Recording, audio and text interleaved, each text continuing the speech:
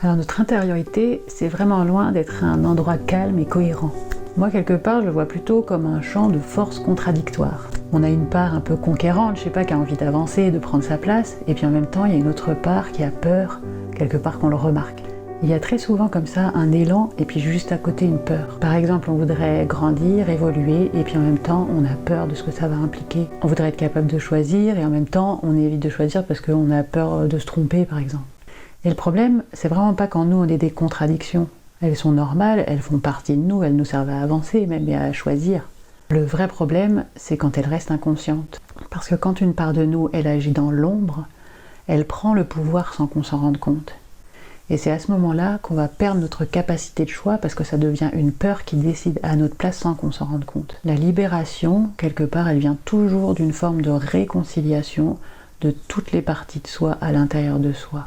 Comme si elles avaient tout le droit d'exister. C'est vraiment quand on commence à regarder tout ça en face, à accepter nos vulnérabilités, que les réactions peuvent se transformer en actions conscientes. Et même si les actions, elles restent tremblantes, elles deviennent conscientes et donc le choix revient. Là où avant, il n'y avait que des réactions automatiques.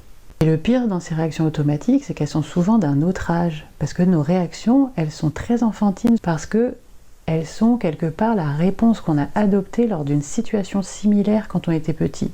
Et quelque part, vu que ça a marché, on ne va pas chercher à la remettre en cause. Donc par exemple, si dans son enfance, on a réussi à refaire descendre le stress en fuyant une relation, par exemple, et ben, y a une partie de nous qui va agir exactement pareil à un stimuli qui ressemblera à cette situation. Donc la réaction, même si elle est plus appropriée, parce que dans certaines situations, c'est important de ne pas fuir la relation et plutôt d'être dans l'échange, et ben, il y a une part de nous qui n'arrivera pas à agir autrement parce qu'elle s'est dit, en gros, cette réaction a marché, je vois pas pourquoi je la remettrais en cause. Donc la réaction, même si elle est plus appropriée, elle sera la même toute sa vie. Parce que on la met pas en conscience et du coup, on va juste agir à partir d'une peur plus qu'à partir d'un choix. Donc en kinésiologie, justement, lors de séances, on essaye de mettre ce genre de truc en conscience, justement pour que cette ombre qui nous fait agir n'agisse plus et qu'on n'agisse plus à partir de la peur, mais à partir de choix conscients.